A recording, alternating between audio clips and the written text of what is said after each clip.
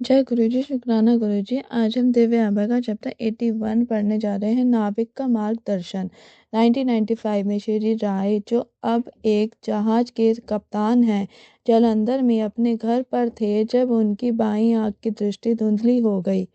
परीक्षण से पता लगा कि उनकी आंख के पीछे के पर्दे में आ रही एक स्नायुओं में समस्या थी। सौभाग्यवश उस समय उनकी माँ और पत्नी डिफेंस कॉलोनी में गुरुजी के मंदिर में किसी का कोई संदेश लेकर गई थी। उसके बाद उनकी माँ चाहती थी कि उनका पुत्र गुरुजी के दर्शन के लिए जाए। राय ने पहले मना कर दिया, पर वह अपनी माँ को वहां तक छोड़ने के लिए मान गए। वहां पहुंचने पर वह उत्सुकतावश अंदर भी आ गए। मातृभाव से प्रेरित राय की माँ चाहती थी कि उनका बेटा पुनः ठीक हो जाए। उन्होंने गुरुजी को अपने पुत्र की समस्या के बारे में बताया तो गुरुजी ने उनको एक अन्य कमरे में जाकर प्रतीक्षा करने को कहा। राय उस कमरे में अधीर हो चले थे और उनके मन में विचार आया कि वह वहां पर क्या कर रहे हैं। ठीक उसी समय गुरुजी ने उस कमरे में प्रवेश किया और पूछा कि वह उनके लिए क्या कर सकते हैं। उन्होंने राय को कुछ पान के पत्ते लाने को कहा।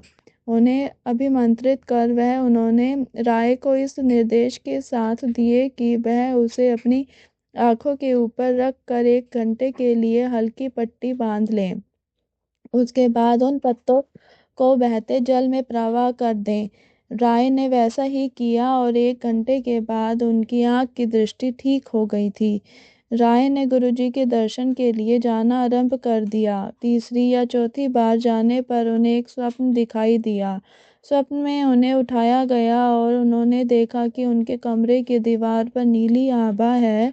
उसमें उन्हें शिव दिखाई दिए और उनके पीछे पीले कपड़े धारण किए गुरुजी के सिर के स्थान पर शिवलिंग था। उन्होंने अपनी पत्नी अनु को जगाया, पर तब तक वह आभा अदृश्य हो गई। उस समय तक राय शिव को मात्र कल्पना मानते थे। गुरुजी ने राय परिवार पर अपनी कृपा करनी आरंभ कर दी थी।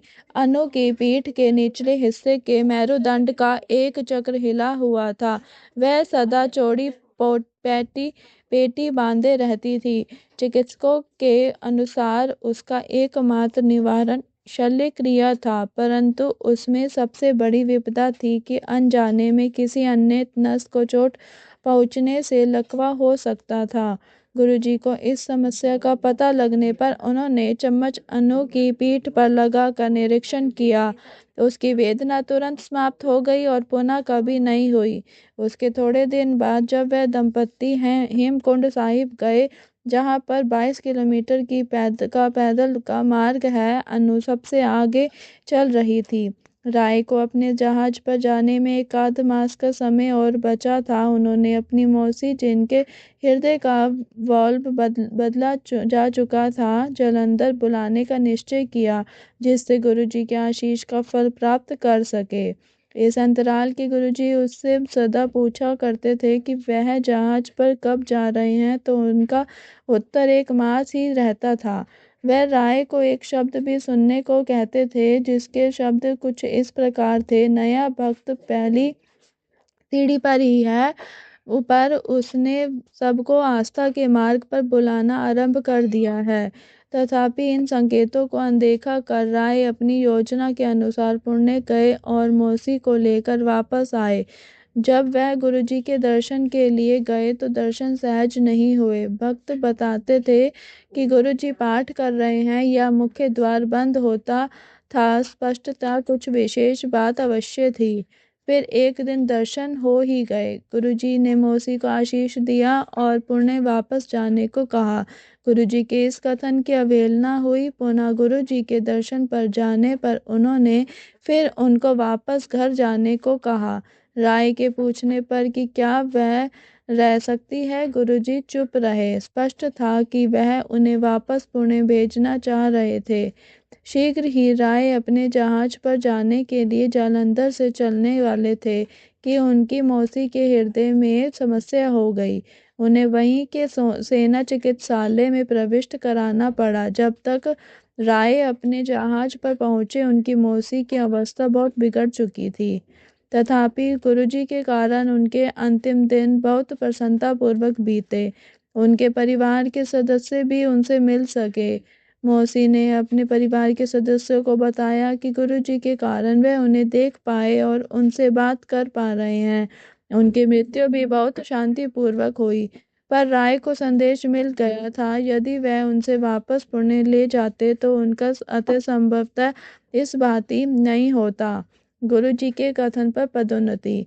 राय एक बार अपनी कंपनी बदलना चाह रहे थे। राय एक बार अपनी कंपनी बदलना चाह रहे थे, क्योंकि अपने कार्य में दक्ष होते हुए भी पिछले 4 वर्ष से जहाज के कप्तान के पद पर उनकी उन्नति रुकी हुई थी। वह चंडीगढ़ में अपनी पत्नी का जन्म दिवस मना रहे थे जब उनको मुंबई में एक अन्य कंपनी से फ़ोन आया। उन्होंने उन्हें कप्तान का पद पर लेने की बात कही। राय गुरुजी की आज्ञा लेने दिल्ली आए तो गुरुजी ने केवल घूम आ कह कर दे दी। मुंबई पहुंचकर राय ने नियमानुसार अपने स्वास्थ्य परीक्षण करवाए और फिर उस कंपनी के अधिकारियों से मिले। वार्तालाप करते हुए उन्होंने उनके व्यवहार में परिवर्तन देखा। वह उनको कप्तान बनाने से पूर्व 2 मास तक जहाज पर कार्य करने को कह रहे थे। राय ने मना कर दिया। वापस आकर उन्हें पता लगा कि उनकी पत्नी उनकी पुरानी कंपनी उन्हें वापस बुला रही थी। गुरुजी ने उनके साथ कार्य करने का परामर्श दिया। फलस्वरूप राय स्कॉटलैंड गए, जहां पर उनका जहाज बंदरगाह पर आने वाला था। जहाज 2-3 दिन देरी से आया और वह वहीं पर रहे। जिस दिन जहाज आने वाला था, राय को एक स्वप्न आया। उन्होंने गुरुजी को उन्हें एक तिथि बताते हुए देखा, 15 जुलाई। उनकी नींद टूट गई और बहुत सोचने पर भी उन्हें इस तिथि का अर्थ समझ नहीं आया। जब जहाज आया तो उन्हें जहाज के प्रमुख को निर्मित नहीं करना था, परंतु जहाज प्रमुख को निर्देश था कि वह राय को कैरिबियन तक अपने साथ कार्य करवाते हुए ले जाए और वहां पहुंचकर राय को जहाज को उत्तरदायित्व सौंप दे। राय को इस बारे में कुछ नहीं पता था। गंतव्य पर पहुंचकर राय ने अपना कप्तान का कार्यभार संभाला और वह तिथि थी 15 जुलाई। उनका स्वप्न साकार हुआ था, क्योंकि उन्होंने गुरुजी के कथन का अक्षरशः पालन किया था। अगले 9 माह तक, जब तक वह जहाज पर रहे, उन पर गुरुजी की कृपा बनी रही।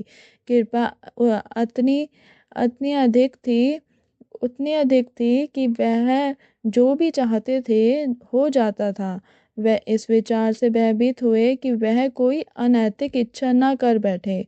गुरुजी क्या नहीं कर सकते। 1997 में राय अपना नया पारपत्र बनवाने मुंबई गए। यह अत्यावश्यक था। जब वह अपना नया पारपत्र बनवा रहे थे तो उन्हें पता लगा कि वह अपना पुराना पारपत्र, जिसमें अमेरिकी वीज़ा था, खो चुके हैं। वे अति व्याकुल थे। जब उन्हें पारपत्र चुराने वाले गिरोह का एक सदस्य मिला, उसने उनके पारपत्र के विवरण के लिए और ढूंढ कर लौटा दिया। पुणे के चमत्कार। राय का पुत्र भी गुरु कृपा से वंचित नहीं रहा। यद्यपि उसने गणित और विज्ञान विषय के लिए थे, गुरुजी ने उसे पुणे से कानून का पाठ्यक्रम करने को कहा। पुणे में राय के मामा रहते थे। पिता पुत्र जब पुणे पहुंचे तो उन्हें पता लगा कि कोई खाली स्थान नहीं है, क्योंकि वह परीक्षा में नहीं बैठा था।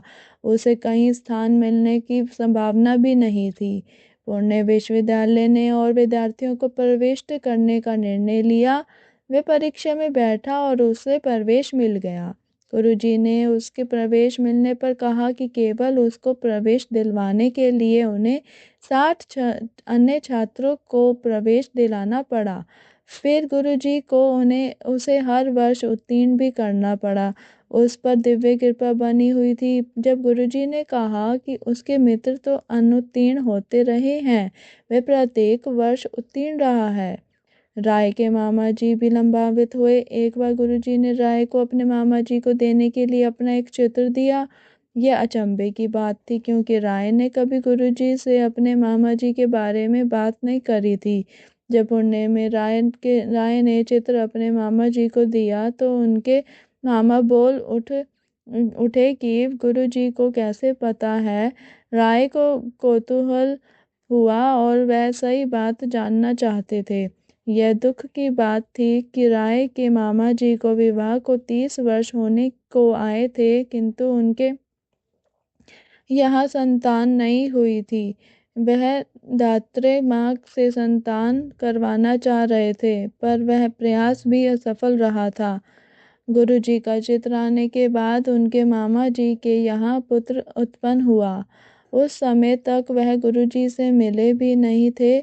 पुत्र होने के उपरांत वह पुण्य से गुरुजी के दर्शन करने आने लगे। मध्य रात्रि 3:30 टोक्यो राय जागे। राय और उनके परिवार के सदस्य गुरुजी के अनुयायी थे। उनके पिता दर्शन के लिए नहीं आना चाहते थे। उनके मतानुसार मनुष्य को अच्छा रहकर केवल ईश्वर से संबंध बना कर रखना चाहिए। कोई उनके न आने की बात से असहमत भी नहीं था। एक दिन राय परिवार गुरुजी के दर्शन के लिए अपने पिता को यह बोल कर आए कि वह शहर जा रहे हैं। जब वह गुरुजी के पास आए तो उन्होंने यह जानते हुए कि वह अपने पिता से क्या कह कर आए हैं, उनको शहर जाने को कहा। राय परिवार घर लौटा और प्रेरित होकर अपने पिता को गुरुजी के बारे में बताया। गुरुजी ने पिता की भी रक्षा करी। गुरुजी की आज्ञा पर राय परिवार अपना घर जालंधर से चंडीगढ़ बदल रहा था। परिवार पहले गया और राय के पिता सामान ला रहे थे। उसमें गुरुजी का चित्र भी था। जिस दिन राय के पिता चंडीगढ़ में नए घर में पहुंचे, उनको दिल का दौरा पड़ा। उन्हें सेना चिकित्सालय में ले गए। गुरुजी उस समय दिल्ली में थे और राय अपने जहाज पर टोक्यो में। राय अपने कक्ष में सो रहे थे, जो अंदर से बंद था, और उन्हें ऐसा लगा जैसे कोई पैर हिलाकर उनको जगा रहा है। उसी समय उनकी पत्नी का फोन आया कि उनके पिता की स्थिति ठीक नहीं है। राय ने उत्तर दिया कि उन्हें अभी अभी गुरुजी ने जगाया है और वह पिता की भी रक्षा करेंगे। इतने में पता लगा कि उनके पिता की धमनियां बंद हो गई हैं, पर वह चिकित्सालय से वापस घर आ गए। 10 दिन बाद वह पुनः चेतना खो बैठे। इस बार गुरुजी को समस्या से अवगत कराया गया। उन्होंने दंपत्ति को बुलाकर उपचार दिया। शीघ्र ही राय के पिता की स्थिति में सुधार आया, पर उनका एक परीक्षण शेष था। गुरुजी ने राय को उससे एक दिन पहले अपने पिता को व्हिस्की का पैक पिलाने को कहा। जब परिणाम आया तो चिकित्सक कुछ नहीं बोले। वह परिणाम लेकर अन्य चिकित्सकों के पास गए। वापस आकर विस्मित चिकित्सक ने बताया कि हृदय तो बिल्कुल ठीक है। यदि पिता का रोग निदान हुआ था तो माँ को भी गुरुजी का आशीर्वाद प्राप्त हुआ। जालंधर में एक बार नहाते हुए उन्हें प्रतीत हुआ कि गुरु ग्रंथ साहिब के पृष्ठ खुलते जा रहे हैं और उसमें गुरुजी की मुखाकृति दृष्टिगोचर है। उनकी माँ ने कहा कि दिव्यात्मा ने स्वतः पाठ करवा दिया। जय गुरु जी, शुक्राना गुरु जी। इसी के साथ दिव्य आभा का ये चैप्टर समाप्त होता है। कल हम दिव्य आभा में पढ़ेंगे जीवन के कर्ता। जय गुरु जी, शुक्राना गुरु जी। मेरी वॉइस में अगर किसी को अच्छा लगे तो चैनल को शेयर, लाइक और सब्सक्राइब करना ना भूलें। ओम नमः शिवाय। शिव जी सदा सहाय। ओम नमः शिवाय। गुरु जी सदा सहाय।